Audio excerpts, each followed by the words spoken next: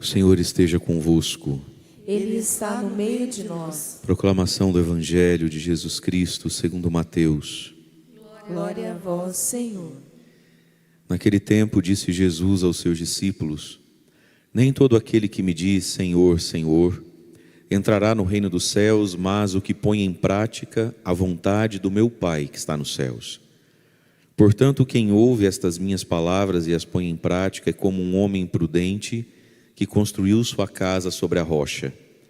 Caiu a chuva, vieram as enchentes, os ventos deram contra a casa, mas a casa não caiu, porque estava construída sobre a rocha. Por outro lado, quem ouve estas minhas palavras e não as põe em prática, é como um homem sem juízo que construiu sua casa sobre a areia. Caiu a chuva, vieram as enchentes, os ventos sopraram e deram contra a casa, e a casa caiu e sua ruína foi completa. Palavra da salvação. Glória a vós, Senhor.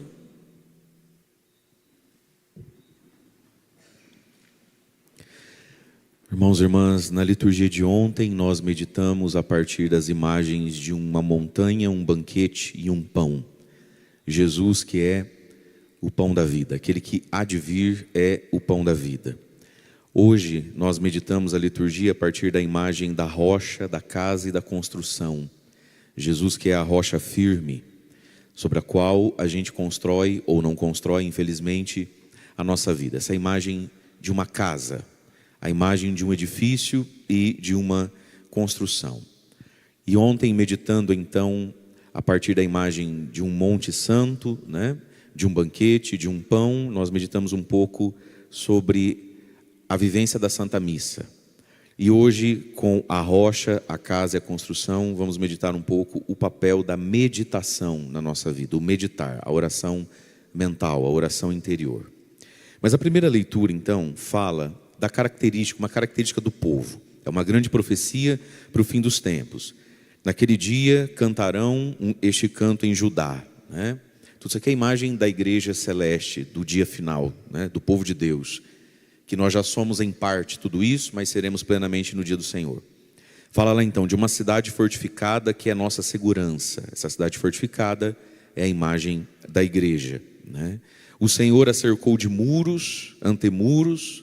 Isso vai aparecer depois lá no Apocalipse, a Jerusalém celeste, a igreja cercada de muros. Mas essa cidade fortificada também é a nossa alma, também é o nosso coração. Nós também somos convidados a ser por dentro uma cidade com muros, que guarda a presença de Deus, que guarda a presença do Espírito Santo. E aí vai dizendo, abriu essa cidade, ela abre as suas portas para que entre o quê? Então quem é que vai entrar no céu? Aí dá 3 características do povo.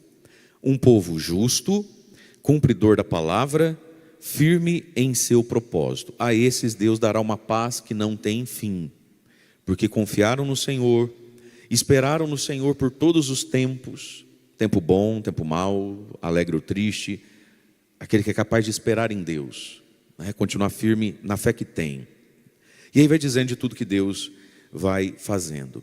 E essa Jerusalém celeste é inclusive onde pisá-la, ou seja, o chão dessa cidade, os pés dos pobres, as passadas dos humildes. Deus que vem para realizar a justiça, Deus que vem para recompensar os seus pobres, os seus humildes. Mas o povo tem então 3 características. É um povo justo, cumpridor da palavra, firme em seu propósito. E essas são as 3 características que nós temos que encontrar em nós mesmos e buscá-las. Primeiro, justiça. Um povo justo. Justo é aquele que vive os 10 mandamentos e é aquele que não está devendo nada para Deus. Às vezes a gente está devendo para Deus, A gente está dando umas bolas fora com Deus. Justo é aquele que não deve para Deus, não deve para o outro. Às vezes nós estamos em dívida com o outro. São Paulo vai dizer na sua carta: não fiqueis devendo nada a ninguém, a não ser o amor que a gente deve todos os dias mesmo. Então, ser justo. Eu não estou defraudando a Deus, porque Deus tem seus direitos, Você sabe que às vezes nós estamos tão acostumados a pensar que Deus é amor, e Ele é amor, que a gente esquece que Deus é destinatário das coisas também, Então a pessoa vive a semana inteira, Deus dá tudo para ela, do oxigênio ao emprego, tudo.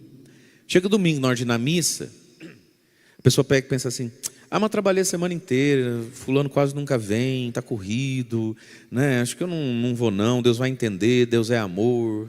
Tá, todo mundo sabe que Deus entende que Deus é amor, mas tem gente que não consegue enxergar que Deus é destinatário. Eu devo algo a Deus, ou eu não devo nada para Deus. Eu não devo gratidão, eu não devo adoração, eu não devo louvor, eu não devo nada a Deus. Deus é um queridão, você faz o que você quiser com Ele.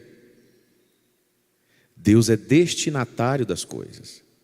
E é porque muitas vezes nós não sabemos destinar a Deus, endereçar a Deus, que a gente anda perdido, anda vazio, anda entediado, anda querendo morrer, anda infernizando a vida alheia, anda precisando de um outro que me carregue no colo. A vida tem destino, destinatário. Não é assim no correio?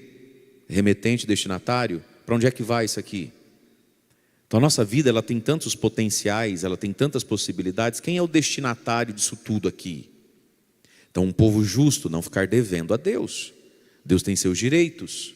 Nós temos nossas dívidas com Ele, né? Um povo que é justo, cumpridor da palavra. E por cumpridor da palavra, daí não é só necessariamente os 10 mandamentos da lei de Deus. Cumpridor da palavra é cumpridor do Espírito, da unção, do pano de fundo, da palavra de Deus, do Evangelho de Jesus. Mas quantas vezes a gente pergunta assim: ah, padre, mas é pecado se eu não tereré? É pecado se daí eu pegar e não... A gente coloca uns não, as coisas que a gente não está querendo fazer, né? Porque, sei lá, por qual motivo a gente não está com muita vontade de fazer, não nos apetece fazer aquilo. Aí a gente quer perguntar para o padre, para a freira: é pecado se eu não... E é aqui que está o cumpridor da palavra. A gente sai dessa dinâmica do é pecado. Tem coisa que não é pecado, ou é pecado. Tem coisa que faz parte do espírito do Evangelho de Jesus, da conveniência do Espírito de Jesus. Então ser cumpridor da palavra, e aí? Daquela moção interior que a palavra de Deus dá a você e não dá a quem está sentado ao seu lado. Tem hora que Deus fala com você, não fala com a tua mulher, não fala com o teu marido, falou com você. Olha só, não falou com o teu padre, não falou comigo não, falou com você. Cumpridor da palavra, cumpridor daquela ideia espiritual dentro de mim. Cumprir a palavra se atualiza dentro de cada um de nós, né? Então a gente vem na igreja, por exemplo, escuta uma palavra, o padre explica a palavra e todo mundo entende a mesma coisa. Mas aí, no que todo mundo entende a mesma coisa, cada um entende uma coisa específica. Porque cada um é uma história, cada um é um conjunto de pensamento. Tem algo na missa de hoje, quando ela acabar, que só você entendeu, cumpra. Só eu entendi, que eu cumpra. Então um povo que é cumpridor da palavra, daquilo que o Espírito Santo atualiza dentro de nós, de modo único e próprio, porque cada um de nós é um só, é único. O povo é justo, é cumpridor da palavra e ele é firme em seu propósito. Porque a nossa vida com Deus, ela é feita de propósito. Quando você casou na igreja, você fez propósito. Eu te prometo. Você recebe, você aceita? Sim, sim, sim. Aquilo é propósito. Ordenação sacerdotal de um padre tem propósito. Mas o primeiro propósito da nossa vida é o batismo. Lá no batismo, que a gente confirma na crisma. Não tem umas perguntas lá, se a gente renuncia, se a gente crê, sim ou não, propósito. E fora os outros propósitos, né, que a gente às vezes vai fazendo com Deus ao longo da vida, porque o Senhor se apresenta diante de nós e nos convida a algumas coisas. Então, ser firme no propósito. Tudo isso é como cavar a vida na rocha, não é? É como furar a pedra. E aí vem então a imagem do Evangelho de hoje. Jesus, após, estamos aqui em Mateus capítulo 7. Isso aqui é o final do Sermão da Montanha. Após Jesus ter explicado tudo aquilo que começou com bem-aventurados os pobres em espírito. Aí são 3 capítulos onde Jesus vai explicando e aprofundando as bem-aventuranças. Jesus então vai dizer: e nem todo aquele que me diz, né, Senhor, Senhor, vai entrar no reino dos céus, mas quem põe em prática a palavra. Meus irmãos, a fé e a superstição, elas andam assim coladinhas. É uma linha muito fina e você sair da fé e virar supersticioso. E você ser um supersticioso que acha que tem fé. As pessoas não praticam o Evangelho. Elas, quando muito, 10% delas, diz o IBGE, eu não acredito que é tudo isso, vêm à igreja semanalmente. Não é tudo isso. Você vai dizer, porque 10% dos católicos vão à igreja. Gente, não dá 10% nunca. Nunca na vida. Você quer ver? Pega o nosso Alto Piquiri aqui. Com toda a evangelização que nós temos. Esses dias eu fiz a conta, na ponta do lápis. Tantas pessoas na matriz, final de semana, 1.300, somando as duas, né? Mais as capéis, eu fiz uma conta. Desconta, né? 80% é católico, 83% é católico, diz o IBGE, blá, blá, blá, blá, blá, blá. Nós aqui, a muito custo, somos 25% de católico praticante. De cada 10 pessoas de Alto Piquiri que se dizem católicas, 2,5 vêm à igreja. Sei lá, você então muito iludido. 30% de nós, mas estourando a conta. Você imagina lugares um pouquinho maiores do que nós, que não tem essa história toda de evangelização. Não dá 10%, mas nunca na vida. Mas vamos lá então. Nem todo aquele que me diz Senhor, Senhor vai entrar no céu. As pessoas juram que elas têm fé, quando na verdade elas têm umas superstições cristãs. Então ela não deposita a fé dela no patuá, na mãe não sei o que do tambor, porque não é da cultura dela. Então ela tem lá uma imagem de Nossa Senhora em casa, ela carrega algum adereço católico no corpo, ela talvez casou na igreja, trouxe os filhos para batizar, e sexta-feira santa ela fez bacalhau. Não é isso? Fez a bacalhoada, o peixe dela, com muita batata, muito pimentão, tudo que é cor, cebola, um fiozinho de azeite, um arrozinho branco que pede um creme de milho. E como veio visita, um negócio desse, uma tacinha de vinho também não é que mata, né, gente? A gente sabendo beber, não tem problema. Sexta-feira santa geralmente é um calor, que Deus o livre, que pede um sorvetinho de sobremesa. Mas ela jura que ela é cristã. Ela jura que ela tem fé. Quando na verdade ela não tem fé, ela tem uma superstição em Nossa Senhora. Ela tem uma superstição em Jesus. Aí vem na missa. Nem todo aquele que me diz Senhor, Senhor, mas quem põe em prática. Prática. E a gente acha que praticar o evangelho é vir na missa. Não, vir na missa é um aspecto do praticar a fé cristã católica. Prática. Prática é aquilo que acontece após a bênção final, no dia de hoje. Hoje é uma quinta-feira. Prática. Praticar o evangelho que me manda ficar quieto.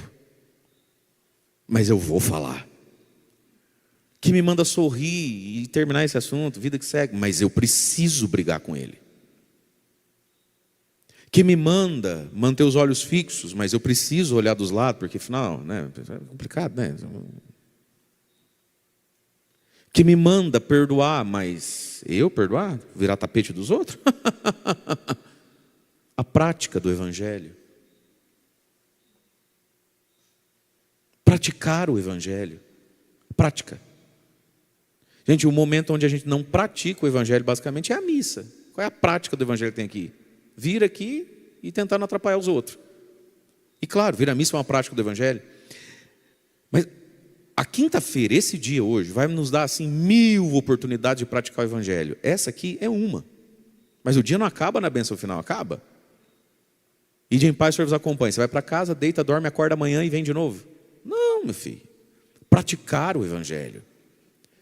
E Jesus está dizendo, nem todo aquele que diz Senhor, Senhor vai entrar no reino, mas quem põe em prática a vontade do meu Pai que está no céu. E sim, a primeira vontade do Pai que está no céu com relação a você e a mim é que a gente se sente para ouvir. É que a gente venha ao Monte Santo, coma do pão, do banquete, da homilia de ontem. Isso também é vontade de Deus, por óbvio que isso também é vontade de Deus na nossa vida. Mas pôr em prática a palavra. E aí Jesus vai dizer, e nós vamos entender aqui, o furar a rocha. Num primeiro momento, a partir da prática da interiorização, da meditação, da reflexão espiritual. Jesus diz, portanto, quem ouve as minhas palavras, estas minhas palavras, que foram ditas no alto da montanha, e as põe em prática, é como um homem prudente que construiu a casa na rocha.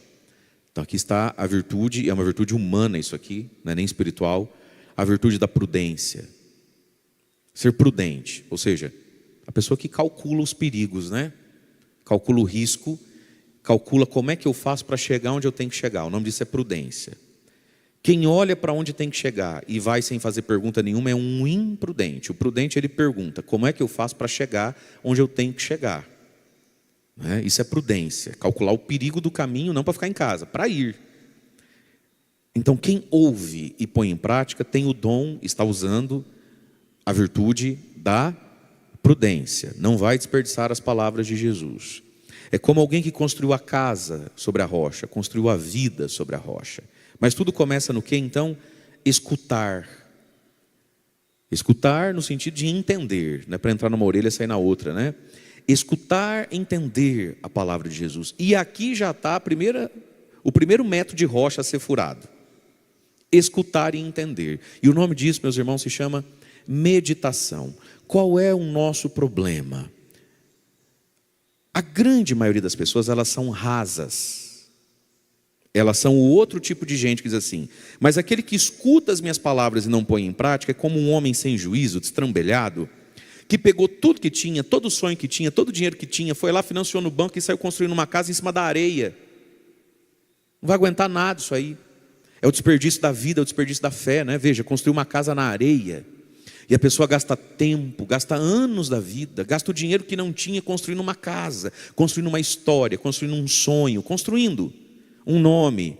Mas está onde isso? Na areia. Vai cair tudo em cima da própria cabeça. Que triste isso, não é? Antes fosse impossível construir na areia, mas é bem possível construir na areia para depois cair em cima da minha própria cabeça. Porque falta a prudência. Por quê? Porque é raso. Na areia é rápido e fácil cavar. Difícil é cavar na rocha. Na rocha demora mais para ficar pronta a casa. Já está todo mundo com a casinha pronta. Lembra da história dos 3 porquinhos? Fazer de palha, fazer não sei do que, rapidão já tem uma casa para morar. Construir a casa do jeito certo é vagaroso, é devagar. Aí todo mundo tem, só eu que não tenho. Todo mundo conhece, só eu que não conheço. Todo mundo já possui, experimenta, só eu que não. Não é isso? Esse é o pecado da adolescência, por exemplo. Por que adolescente é um ser perigoso? Porque eles não têm paciência. Todo mundo já namora, todo mundo já comprou uma bis, todo mundo vai na Expo Perobal, só eu que não. Então eu estou ficando para trás na vida, né? Eu estou ficando para trás. Eu preciso alcançar as pessoas. Aí sai destrambelhadinho na vida, cai tudo na cabeça.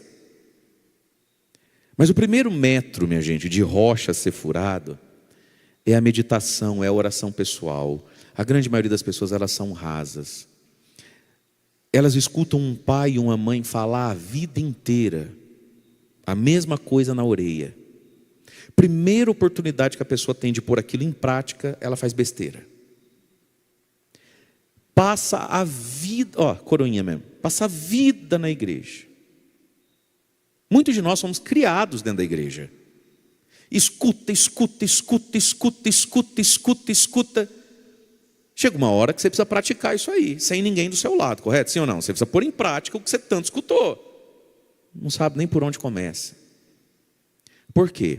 Porque nunca cavou a rocha, não do vir à igreja. Vir à igreja é o martelo, é a broca com a qual você cava a rocha. Nunca cavou a rocha da reflexão, da meditação. Nunca pegou tudo que escuta e se esforçou de entender aquilo, de aprofundar aquilo. Então fica raso na areia. Então, por exemplo, às vezes a gente escutou 1000 coisas, 1000 sermões, 1000 pregações sobre dinheiro, sobre desprendimento, certo? Só que não medita, não cava nessa rocha. Por quê? No primeiro momento que você escuta algo sobre isso, você fala, mas isso é difícil, hoje em dia ninguém vive essas coisas, né? A gente vai fazer papel de bobo. Meu irmão, cava o que você está ouvindo. Cavuca, e é você que faz isso por você. Eu não posso fazer isso no seu lugar, nem você por mim.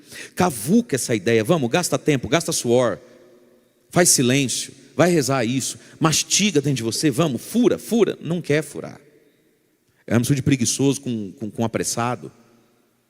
Não quer furar. Aí fica sempre na areia rasa do papel, do dinheiro, do perdão, do desprendimento na vida. Quando pela primeira vez for enfrentar na vida o assunto dinheiro, desprendimento, vai fazer o quê? Vai fazer besteira. Vai fazer besteira. Vamos pegar um outro assunto da vida. Casamento. Casamento, sacramento do matrimônio. Vamos pegar lá, sacramento do matrimônio. Passa uma vida vindo à igreja, ouvindo falar sobre sacramento do matrimônio. Primeira oportunidade que tiver de ir morar junto, vai morar junto. Como se nunca tivesse escutado o valor da Eucaristia, o valor do sacramento, como se nunca tivesse escutado que a Eucaristia vale muito mais que o brigadeiro da festa, que você está esperando ter dinheiro para fazer essa festa, nunca vai ter dinheiro. Entra numa orelha, sai na outra, porque tem preguiça. Tem preguiça. E tem apego. Aí a pessoa pega e fala assim: não, padre, o senhor está certo, né? Quem somos nós para discutir com o senhor? Mas é que assim, né? Oa. Cava essa rocha. Juntado com fé, casado não está. Cava essa rocha. Matrimônio. Cava essa rocha, medita isso um pouco. Conversa você com você mesmo. Vai, fura essa rocha. É doído. Ó, dá um suador. Machuca a mão. Ache você os caminhos para isso. Fura essa rocha. A igreja te deu uma rocha chamada matrimônio. Vai lá e fura ela. Constrói, né? Não fura. Não fura. Não tem 30 centímetros de profundidade. Primeira ocasião que tiver entre, a gente podia casar, né? Mas se for casar esse ano, daí não dá para fazer aquela festa. Você sabe que o meu sonho é o vestido do empório, não sei o quê. Porque você sabe, né? A gente vai casar, mas assim, o meu sonho é conhecer Fortaleza. Então, se for para não ir passar na lua de mel em Fortaleza, no Caribe, então não sei o quê, não sei o quê. É você que conversa, você com você mesmo, e cava a rocha. Não cava a rocha. Está na coisa rasa da areia. Primeira oportunidade que tiver, vai fazer besteira. Algumas besteiras, queridos, a gente fez ou faz na vida por fraqueza mesmo. O diabo é sem vergonha. O diabo sabe fazer a gente tropeçar. Mas a grande maioria, queridos, é porque a gente é raso, tosco e vulgar. Já não pensa as coisas. Cava na rocha, você passou uma vida inteira ouvindo. Cava na rocha, vamos, cria fundura nisso aí, cria alicerce. Então, cavar na rocha é, em primeiro lugar, queridos, meditar. Uma das coisas mais poderosas que tem na vida. E o ser humano, às vezes, ele é tão difícil, ele está tão machucado, que às vezes a gente nunca consegue nem chegar nisso. É um sonho meu, vamos ver se dá certo. Coisa mais poderosa na vida, mais formativa que tem na vida é retiro de silêncio. Retiro de silêncio. Aquele retiro onde o pregador fala alguma coisa, explica uma ideia. Você pega a sua Bíblia, você pega um caderno, aquela ideia ali explicadinha em 4, 5 palavras, e você vai ficar marcado num relógio, 1 hora na frente de um sacrário, debaixo de uma árvore, onde você quiser. E dali você não sai. Os exercícios espirituais. E tem o clássico, né, de Santo Inácio de Loyola, o de 30 dias. Que ali tem todo um trajeto ali dentro. Por que isso? Porque de fato o que nos confirma, nos abençoa na vida, o que nos muda, o que nos dá norte, é aquilo que dentro de nós ficou profundo. E por que algumas pessoas são tão difíceis, machucadas e não mudam nunca? Porque elas cavaram dentro de si profundidades. Mágoa, ressentimento, pornografia, avareza, ganância, ódio. Entende? Desde que nasceu, desde que é menininho, todo dia dedica 20 minutos, meia hora a remoer. Que a minha sogra falou que eu estava gorda no Natal de 89. Sabe, a remoer uma ambição. E ver vídeo de carro, e ver vídeo de construção de não sei. E a pessoa cavuca aquilo dentro dela. Há anos que você está cavucando dentro de você. E aí vai criando umas enormidades dentro de si, que depois o evangelho quase nem entra dentro de nós. Portanto, queridos, nós somos aquilo que a gente cavuca. Você é o que você cavucou dentro de você. Eu sou o que eu cavuquei. Aí você pode dizer que um é convicto, intrépido ou é teimoso. Você escolha a palavra que você quiser. Mas a gente cavuca a nossa alma, a gente fura essa rocha. E a primeira rocha que a gente tem que aprender a furar, ela se dá na oração pessoal, na oração de meditação. Se não, meus amados, é uma vida toda falando Senhor, Senhor, e não comendo carne vermelha na sexta-feira. E a gente é raso como areia, porque a gente não gasta tempo dentro de nós. Não gasta tempo dentro de nós. A gente não considera sozinho as coisas. Vá pensar você, vai rezar você, se enfrenta lá com Jesus. Não vem contar para o padre, conta para Deus. A gente tem uma mania de derramar tudo no outro. Eu não sei, vai no sacrário, fica 15 minutos ali. E fala para Jesus que aquele um, aquela uma é um filho de uma que tinha que morrer, que tinha que pagar e que você não entende. Fala com Jesus, não vem marcar horário comigo, fala com ele. Derrama nele. Aí Jesus fala assim que a gente tem que perdoar. Mas o nosso senso de justiça quer voar no pescoço do outro. Mas se Jesus disse que tem que perdoar, e eu acredito que você tem fé, e eu tenho fé, nós temos um desafio agora. Perdão virou uma rocha. Perdão não é areia. Perdão é rocha. Então eu vou encontrar um jeito de concordar com Jesus. Eu vou ter que arrumar um jeito de concordar com Jesus. E o que é isso? Cavar na rocha. Entende isso? Obedecer a Deus. E para quem é religiosa tem um voto de obediência. Nós, padres diocesanos, temos obediência ao bispo. Aliás, hoje é quinta-feira, dia dos despachos do bispo, né? Lá pela hora do almoço vai estar nos Instagram de todo mundo aí, as designações do bispo para os próximos anos, e que toca a nossa paróquia também, vai ter notícias sobre nós lá, do que vem pela frente. É obediência. Aí a fé me diz que eu tenho que obedecer. A Bíblia tem um monte de texto bonito sobre obediência, mas eu não estou querendo obedecer, porque eu tenho os meus apegos, eu tenho as minhas convicções, eu tenho os meus planos, normal, tudo certo. Aí quando eu preciso obedecer, eu dou chilique, eu deprimo, eu perco a fé. Ou seja, ouvi várias e várias vezes ao longo da vida sobre obediência, e eu nunca cavuquei isso. E às vezes a obediência me contraria. Então o que eu preciso fazer? Bom, se Jesus fala assim, mas a minha vontade fala assado, eu preciso cavucar o assim, até que o assim seja meu. Eu preciso gastar a minha mente mesmo, a minha inteligência mesmo. Você pega, você lê outro texto, você vai, você reza, você chora, você conversa com alguém, você vai. Por quê? Porque eu estou cavucando a rocha, eu quero entrar na rocha. Senão a gente vive rasinho, e quem vive rasinho, a vida cai na própria cabeça. Ergue a mão para eu ver quem quer. Cavucar mesmo, com vontade, com gosto, com força na areia.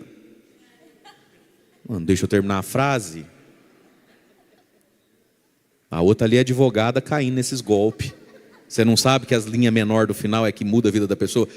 Agora é para valer. Então ergue a mão quem quer muito, com vontade, com fé, cavucar na rocha, que é Cristo, o Evangelho. Então bate nessa coisa que está em cima do pescoço chamada cabeça. Fala, eu preciso meditar, rezar sozinho usando a inteligência. Vamos de novo. Meditar, rezar sozinho usando a inteligência. Mais uma vez. Meditar, rezar sozinho usando a inteligência. Para quê? Para concordar com Jesus. Para dar esse obséquio da inteligência chamado fé a Deus. De novo, rezar sozinho, meditar, usando a inteligência para concordar com Jesus. Fala assim, mas eu não estou concordando com isso aí não acho muito certo isso aí não, está errado isso aí. Então fala para você mesmo, então falta mais 1 metro de rocha para furar, 1 hora você fura e acha água. Rezar sozinho, meditar, usando a inteligência, para ter profundidade. Para quando a vida me der ocasião, eu construir sobre algo que não vai cair na minha cabeça. E Jesus é essa rocha no seu evangelho, na sua doutrina. E quem anda com Jesus por um tempo vai fazer essa experiência na vida. Eu estou ficando para trás. Eu sou o único que... Ninguém, né, só eu que... Ótimo, você está indo na rocha, está todo mundo indo na areia. Aguenta aí, fica aí. A fé, ela comporta esse tempo da solidão. A fé, ela comporta o tempo do atraso. Você fica sozinho e para trás. É isso aí mesmo, não tem nada de estranho acontecendo. Mas depois que essa casa está pronta, ela não cai mais. E aí vem essas ocasiões da vida que Jesus vai chamar de chuva, enchente, vento, temporal, que se abate sobre todo ser humano que está vivo, quem vem na igreja, quem não vem na igreja. E aí, meus irmãos, aquilo que não derruba, lava. Não é assim? Vê uma chuva, se não levar embora o telhado, lavou o telhado, até trabalhou para nós, né? Esqueceu o carro lá na rua, vem aquela chuva. Se a chuva não levar o carro lá para baixo, lavou o carro. Nem vou gastar dinheiro no lava-cara ali essa semana, que a chuva lavou. Então, o que não derruba, lava. mas para estar na rocha que é Jesus. E todos nós enfrentamos, em alguns momentos da nossa vida, sem que a gente queira, simplesmente porque a gente está vivo, enchente, chuva, vento e temporal. Isso acontece conosco, são as provações da vida. São as coisas próprias de quem está vivo. E são também as nossas mazelas interiores, né? Às vezes a chuva, o vento e o temporal são as minhas feridas não curadas, são as minhas inclinações ao pecado, que é diferente da sua, que é diferente da dela, que é diferente do dele. E aquilo vira um temporal dentro de nós, mas eu preciso estar na rocha, eu estou na rocha. Esse problema vem, essa luta vem, ou essa tentação vem, e ela já me encontra na rocha da compreensão disso. Por quê? Porque tudo que entrou pelas minhas orelhas eu não desperdicei, eu não esqueci. Eu meditei, eu pensei, eu ponderei, eu anotei, eu gastei algum tempo sozinho furando rocha. Senão, gente, a gente morre, passa essa vida na terra, né? Fica velho, o cabelo cai, a barriga cresce, o joelho dói, o olho não enxerga. A pressão sobe. Não pode mais comer um docinho porque é diabetes. E a gente chega nessa fase da vida ainda muito juvenil. Muito juvenil. É tão triste você ver uma pessoa que devia ser mestra, devia ser sábia, devia estar dando conselho para os outros. Ela não sabe nada. Ela fala igual um adolescente fala. Ela tem medo igual uma criança tem medo. É ansioso igual um garoto de 14 anos. É chiliquenta igual uma menininha de 15. Sabe, é esparolado igual um garotão que pela primeira vez pegou um dinheirinho na mão. Ele já quer comprar um Golf rebaixado, 2002, 250 mil quilômetros rodados. Primeiro 1.500 conto que ele pega na mão, ele quer financiar um Golf, cara. Tá isso na cabeça do moleque que acabou de fazer 18. Essa ansiedade, essa coisa. Chegou minha hora, chegou minha vez. Fala para quem está do seu lado com todo carinho, me ajuda. Fala assim, mas você está velho. Você está velha. Parece uma criança em corpo de velho. Não, aí não dá. Por quê? Porque passou a vida, querido, sem furar a rocha do Evangelho. Porque não reza, porque não medita. E aqui entra um papel no nosso crescimento espiritual, psíquico, enfim, espiritual, que é a memória. A gente precisa ter memória. Jesus não falou fazer isso em memória. Ou seja, não esquece de mim não. Não esquece do dia que eu lavei o pé, até do traidor, e fiz um pão ser eu, antecipado da cruz. Não esquece disso não. Fazer memória é muito importante. Bate de novo na cabeça. Fala memória. Fala reter algo. Nesse espaço que está entre uma orelha e outra. A ponta do queixo e o coco. Nesse espaço, algo tem que ficar aqui. Tem que fazer memória. E aí você sabe como a gente guarda na memória? Diz que tudo aquilo que a gente escuta, olha eu gastando serviço à toa. Tudo aquilo que a gente escuta, a gente não retém nem 20%, não é isso? Tudo aquilo que a gente escuta e vê, 25% a 30%. Se eu escutar e ver o que eu estou escutando, né? Já retém um pouco mais. Se eu escutar, ver e escrever o que ficou, vai para 50%. Né? Se eu escutar, ver, escrever e ensinar alguém, 90%. Por isso que o testemunho da fé é importante. Por isso que não ter vergonha de falar de Deus, dividir algo com Deus é importante. Escutar, ver, reter e ensinar. Quem ensina nunca mais esquece. Quem já fez faculdade vive esse drama, né? Eu, por exemplo, na faculdade de teologia, tinha uns 2, 3 professores que era assim, eles tinham 6 meses de aula para dar, eles davam ali 1 mês de aula. Depois de 1 mês de aula, 40 dias de aula, divide a sala em um monte de grupo, distribui as tarefas, coisas, semana que vem todo mundo começa. Aí você fica 4 meses da sua vida vendo um amigo apresentar trabalho, dá uma raiva. Mas tinha o único lado bom, e esse é o lado bom. Tudo que a molecada dos outros lá ensinava, você não aprende nada. Aí você falava, gente, um Zé Mané desse aí falando desse assunto, e o professor que é doutor no assunto sentado. Tá certo isso não? Não lembro de nada. Mas aquilo que eu tive que ir lá na frente ensinar, sei até hoje, nunca mais esqueço. O que você ensina, você nunca mais esquece para os outros. Mas aqui está, queridos, o papel da memória. A gente tem que ajudar a nossa memória. E uma boa prática espiritual é ouvir e ler, grifar, escrever. Você vai de 10% para quase 30% nesse ato. E isso não é fazer da igreja, não é fazer da palavra de Deus, não é fazer da oração uma escolinha. Não é fazer escolinha. É fazer momento de encontro, furar na rocha, porque pessoas passam a vida ouvindo um padre, vindo à igreja, e quando elas têm ocasião de viver, não sabem o que fazer, porque nunca furaram o assunto. Tem que furar o assunto. E está aqui então a importância da nossa oração pessoal. Rezar sozinho, com o consentimento da razão, o obséquio da razão a Deus. É isso que a gente chama de fé. Então eu vou rezar para concordar com Deus. E tem assunto que eu não concordo, tem assunto que eu discordo. Eu preciso furar esse assunto e achar a água lá embaixo da concordância, do eis-me aqui, Senhor, do amém, eu creio. Senão a gente fica rasinho e a vida vai cair na nossa cabeça. Então agora sim, né? Ergue a mão para eu ver. Quem quer muito, graças a Deus, furar na rocha. Fica com a mão levantada quem quer que a casa um dia caia na cabeça. Nem eu. Não, ninguém quer, né? Deus o livre. Vamos ficar em pé? Momento das nossas preces. Fala assim comigo, ainda bem que eu vim. Fala, ainda bem que eu acordei nesse tempo esquisito, né, gente? É 7:30 da noite, tá de dia, um calor. Flamengo campeão. Olha, vou te falar, viu? Fácil não, Geraldo. Fala, ainda bem que eu vim. Foi uma boa escolha. Ergue seus braços, apresente a Deus a sua oração, sua prece. Senhor Jesus, vós sois a rocha, e nós queremos ser, e eu quero pertencer a um povo justo, cumpridor da palavra, firme nos propósitos. Senhor, eu quero a paz que o Senhor guarda para os que te são justos, cumpridores e fiéis.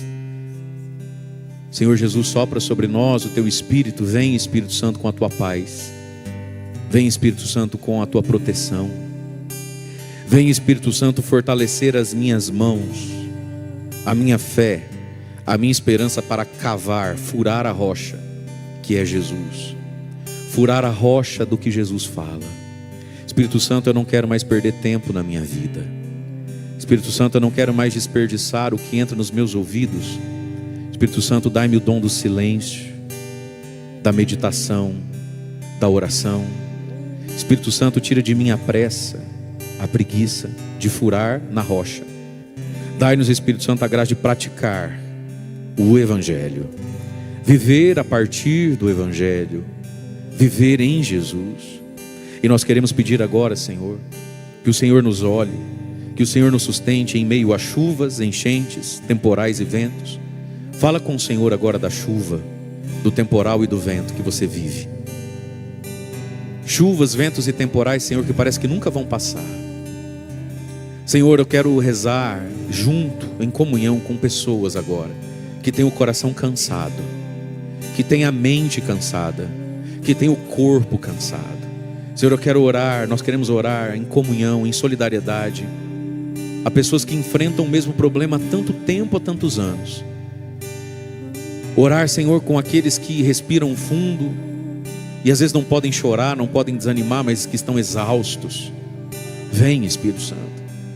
Vem, Espírito de Deus, sobre todos aqueles que estão em discordância com a tua vontade, sobre todos aqueles, Senhor, que hoje sentem uma revolta no coração porque não conseguem aceitar, entender, acolher. Vem, Espírito Santo, Consolador. Vem, Espírito Santo, doador da perseverança, doador da prudência. Vem, Espírito de Deus. Vós que sois o Consolador, vós que sois socorro, vai pedindo o socorro do Espírito Santo em nome de Jesus. Vai pedindo o socorro que vem do céu para a tempestade que você vive hoje. Vai pedindo o socorro que vem para o céu para a tempestade que ainda não passou, depois de meses ou anos ela ainda não passou. Vem pedindo o socorro do Senhor para essa tempestade que você no seu coração sente que vai durar ainda por muito tempo. E vai pedindo, Espírito Santo, que não caia sobre a minha cabeça, que não caia sobre a minha cabeça a minha casa, a minha vida. Senhor, que não caia sobre a minha cabeça o sim que eu tenho dado todos os dias. Vai pedindo a misericórdia de Jesus, pedindo: Jesus misericordioso, tem misericórdia da minha fragilidade, do meu pecado. Jesus misericordioso, tem misericórdia dos meus equívocos, dos meus erros, dos meus arrependimentos. Senhor, não deixa cair sobre a minha cabeça. Dai-nos, Senhor, a graça de sermos misericordiosos também, para não fazer cair na cabeça de ninguém o próprio pecado, o próprio erro. O Senhor diz: não julgueis, não condeneis. Mas nós queremos pedir, Espírito de Deus, age em nosso favor, abre portas, caminhos, estradas para nós, renova em nós a esperança. Pessoas que hoje precisam começar a cavar na rocha, pessoas que hoje, Espírito Santo, estão sendo tentadas a desistir disso. Ajuda-nos, Senhor, socorre-nos, Senhor. Vem, Espírito de Deus, pelas mãos, pelo imaculado coração de Maria, nossa mãe, vossa amadíssima esposa. Vem, Espírito Santo, pela intercessão do glorioso São José, homem justo, para que nos sejam possíveis aquilo que hoje é impossível, pela tua graça, Senhor, pelo teu poder. Obrigado, Jesus, por nos ouvir. Obrigado, Jesus, por podermos pôr no teu coração as nossas chuvas, as nossas tempestades e os nossos vendavais. Vós que viveis e reinais com o Pai na unidade do Espírito Santo. Amém. Amém.